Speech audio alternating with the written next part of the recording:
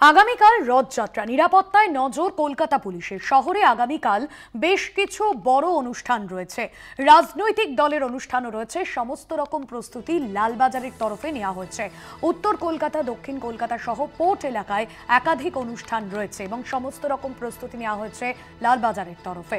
শহরে আগামীকাল বেশ কিছু বড় অনুষ্ঠান রয়েছে, লালবাজারের তরফে সমস্ত রকম প্রস্তুতি নেওয়া হয়েছে। কলকাতা পুলিশ কমিশনার মনোজ বর্মা কি জানিয়েছেন শোনাবো। আমরা লাস্ট অনেক দিন ধরেই পুরো ফেস্টিভ্যাল আমরা ডিসকাস করি, অনেকবার ডিসকাস করা হয়। স্পেশালি রাত এইবার একটু স্পেশাল আছে বিকজ একটা বড় প্রোগ্রাম দীঘায় আছে। অ্যান্ড এখানে কিছু কিছু জায়গায় আমাদের north Kolkata, south Kolkata and port এরিয়াতে কিছু রাতের প্রোগ্রাম আছে।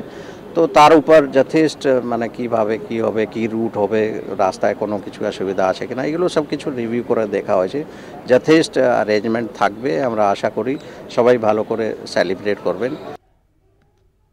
আগামীকাল রথযাত্রা নিরাপত্তায় বিশেষভাবে নজর কলকাতা পুলিশের। বিভিন্ন জায়গায় যেখানে বড় বড় অনুষ্ঠান রয়েছে সেই সমস্ত জায়গায় বিশেষভাবে বাড়তি নিরাপত্তা দেওয়া হচ্ছে, কারণ বহু মানুষের যেহেতু সমাগম হবে, রাজনৈতিক দলেরও অনুষ্ঠান রয়েছে, সে কারণে আগে থেকেই সমস্ত রকম প্রস্তুতি রাখছে লালবাজার। লালবাজারের তরফে সমস্ত রকম প্রস্তুতি রাখা হচ্ছে। আগামীকাল রথযাত্রা, শহরের একাধিক জায়গায় নিরাপত্তায় নজর রাখা হচ্ছে। নিরাপত্তায় বিশেষভাবে নজর কলকাতা পুলিশের। অরিত্র ঘোষ রয়েছেন ফোন লাইনে। অরিত্র, কলকাতা পুলিশের তরফে কি নিরাপত্তায় কতটা জোরদার করা হয়েছে? এখন কলকাতা পুলিশের তরফ থেকে ইতিমধ্যেই রথযাত্রা উপলক্ষে বেশ কয়েক দফায় বৈঠক করেছেন কলকাতা পুলিশের নগরপাল সহ যারা সিনিয়র অফিসার্স রয়েছেন, প্রত্যেকটি ডিসি পদমর্যাদার আধিকারিক যারা রয়েছে তাদের সাথে বৈঠক হয়েছে। সর্বতভাবে আগামীকাল রথযাত্রা শহরে শুধু রথযাত্রার অনুষ্ঠানই নয়, রথযাত্রার অনুষ্ঠান ছাড়াও বেশ কিছু রাজনৈতিক কর্মসূচি রয়েছে। সেই সমস্ত কর্মসূচি খতিয়ে দেখে ঠিক কোন কোন রুটে রথযাত্রা হবে তা নিয়ে একটি পর্যালোচনা বৈঠক বা রিভিউ মিটিং করেছেন নগরপাল, যেমনটা তিনি জানালেন।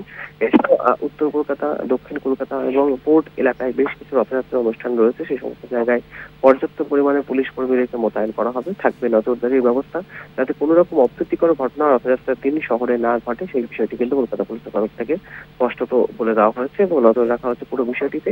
খুব উল্লেখ্য, যেহেতু এবছরের দীঘা জগন্নাথ মন্দিরের রথযাত্রা অনুষ্ঠান রয়েছে, সেই জায়গায় দাঁড়িয়ে থেকে আগামীকাল বহু ভক্ত দীঘার উদ্দেশ্যে রওনা দিতে পারেন।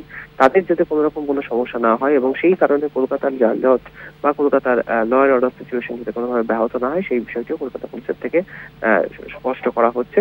এবং সার্বিকভাবে কলকাতা পুলিশের তরফ থেকে আগামীকাল রথযাত্রাকে ঘিরে একাধিক সিকিউরিটি সিস্টেম অ্যাক্টিভ করা হচ্ছে।